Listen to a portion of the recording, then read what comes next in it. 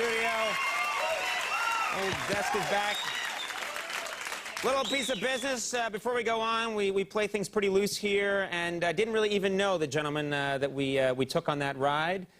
Seemed like a very nice guy. Let's give it up for Gregory Nye, Babylon, New York. Gregory.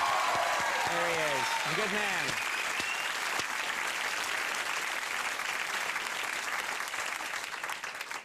That's why he wasn't at rehearsal. All right, here we go. My first guest is, of course, a lovely actress who's appeared in the films Uptown Girls, Just Married, and 8 Mile. Beginning this Friday, you can see her in Little Black Book. Please welcome Brittany Murphy.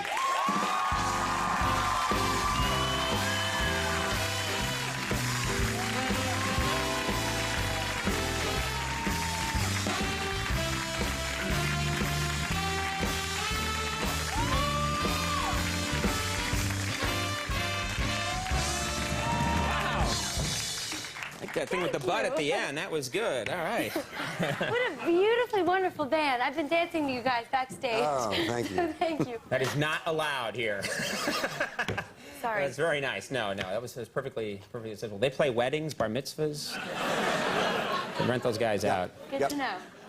You look fantastic. You look very nice. Thank you very I like much. that dress. Is that? Thank you. It's green, yeah. No, but it's like green, it's but made. like a It's got light this cool green. material and little tears in it here and there. Yeah, Sort of little frayed edges. It's kind of sexy. In the safe places. Why, thank you. Yeah, sorry. Thank you very much. Yeah, you're about to use a can of mace on me. Yeah. I know Just never happened on a late night show. No, I don't have a purse. It doesn't go with this dress. Oh, so okay, good. Then you're I'm safe. You're fine. Now let's talk about Little Black Book. This is an interesting idea behind a movie because in this movie, you snoop and you find, you know, this little black book that has your lover's previous girlfriends. Correct. Yes. And you go looking. Is this something that you think a lot of women do? Do you think a lot of women snoop? Well, there was a test screening with that 500 people attended a couple of weeks ago. It's gotten a great response from people, which has been awesome. But and everyone had been asked after the screening if they had ever snooped, and 83% of all women said they did. Wow. And over 50% of the men said they did. That's oh no, maybe interesting. it was 30. Oh, really? So 30, it's like 37. Well, we don't know, so you can pretty much say whatever you want. It was 53. Right, really? Wow, now you've got it together. I heard it was 94. So women, you think, are more curious about, in general. Or maybe they just admit it. Oh! Maybe. So men are lying bastards, is what you're saying. Right. I didn't say it. Conan. I think we get... Now, have you ever, you know... have you ever snooped? Me? No. That's it. There's this woman right here who went, yeah! Yeah! It's true. I think we all have, but it's what you do. For example, what do you do? If you're, what kind of snooping would you do? You're in a relationship, what would you do? Well, I ask tons of questions, Right. and I know this is something that you understand. You do this every day. That's right. And we get to watch it. But, And I'm a pro. But I think you can tell by people's responses if they're telling you the truth or not. Right. I'm terrible at snooping because I'm a rotten liar. Right. I'm awful at it, and I have a very guilty conscience. So. Is there any area of the house that you would search? Let's say you're in a relationship. The bathroom. You'd search the bathroom. Like, what do you... I have looked in the occasional bathroom cabinet, but I like to call that curious. Oh, you look in the... I prefer to call that curiosity. You're curious. You like to know what kind of medication they're on. Correct. In case you should need to save their life at some point. Yes, you never know. Wow, that is so... Because that's really personal stuff, what Does medication you're on. Need to take an asthma medication. Right. Must I take charge in a certain situation? Wow, that's such a classy way of saying I went through your medicine cabinet and took the blue pills. I think also lotions and potions tell a lot about people. You know, all the little lotions and things. Well, if you have lotions and potions at all, it probably says something about you. Or we could say products. Men aren't comfortable with the term lotions. Like sometimes here at the show, the people that do the hair and makeup will say, would you like to take this lotion home? And a guy gets weird, like, I don't want an emollient, a balm, a lotion, a cream. Those things all make me nervous. What about a creme? A creme would be nice. Put a little in my soup and it'd be nice. What makes you comfortable? What makes me comfortable? We like manly sounding stuff. Chapstick? Does that sound too Chapstick sounds a little bit. I like take this power sander home and use it on your head.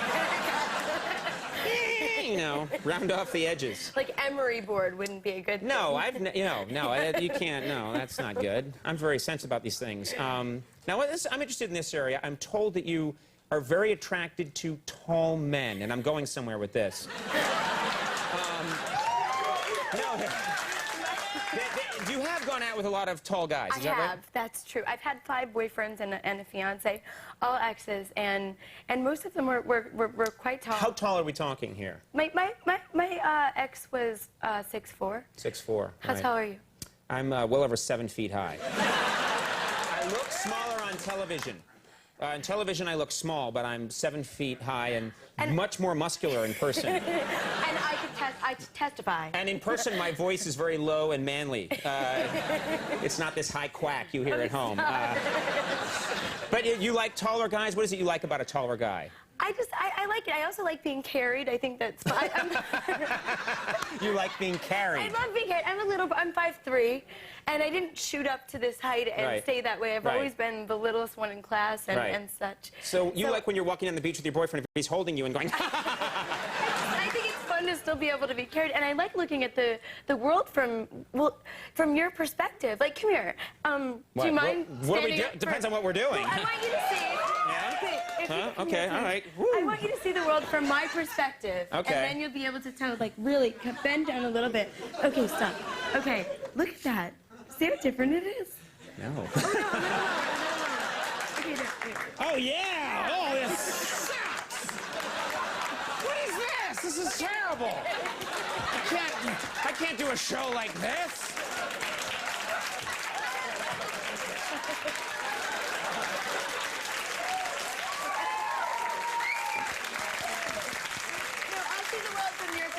Can you see the world from my perspective? This is what I see when I walk around. You stand normal, please. Okay, normal. See, this is extraordinary to me. Now I see all the cameramen. Right. So you actually see things differently when you're taller. But you, when you're that height, don't have a giant red cone hanging in front of your eyes. No, but I could if I wanted to. I'll get you one of these. They're cheap. Thank you. You started in this business quite young. Is that true?